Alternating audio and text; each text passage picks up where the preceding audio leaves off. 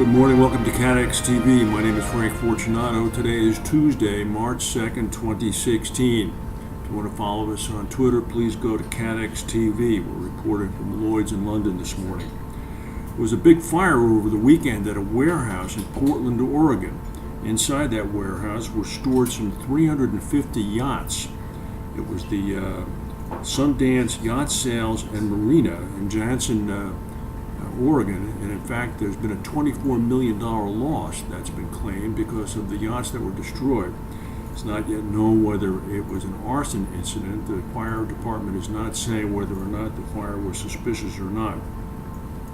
News in London is that Royal Sun Alliance, the venerable British insurer, is in fact now considering possibly establishing a Lloyd syndicate.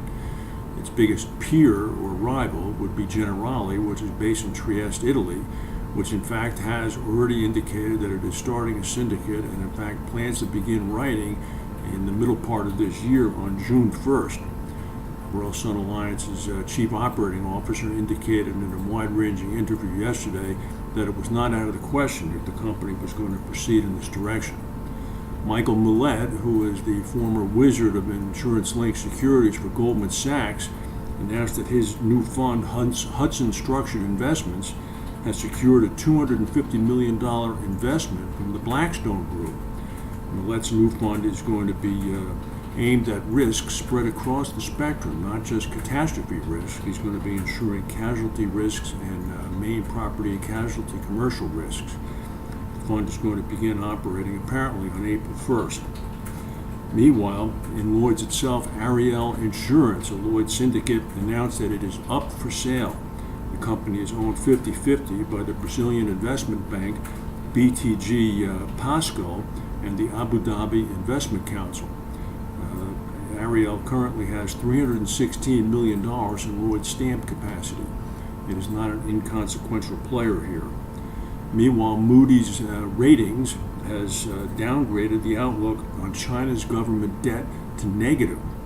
They cite that the increasing government debt problems in China itself are an issue, as well as dwindling reserves of foreign currency.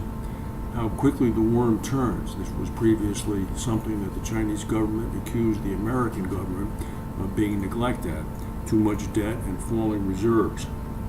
And the big news in insurance for those driverless cars people is that Google now, for the first time, has admitted fault when a driverless car of its pulled out in front of an oncoming bus, causing a collision. The bus was moving at 15 miles an hour.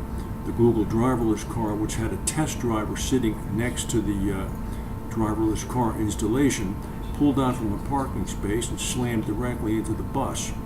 This is the first incident of an accident in 1.4 million miles of driverless car tests that Google has operated. The company promptly admitted fault. Brings back to mind that in 2015, the Swedish car maker Volvo announced that it would accept all liability for all autonomous car incidents that it produced. This is the first time that Google has indicated that it would do the same. Meanwhile, in the United States, yesterday was Super Tuesday. After the dust has settled, it emerges that Donald Trump, once again, remains the front runner by a very, very wide margin to capture the GOP nomination. Hillary Clinton remains comfortably ahead on the Democratic side. That's the news for today. If we have any breaking news, we'll come back and tell you. Thank you for watching, and we'll see you tomorrow.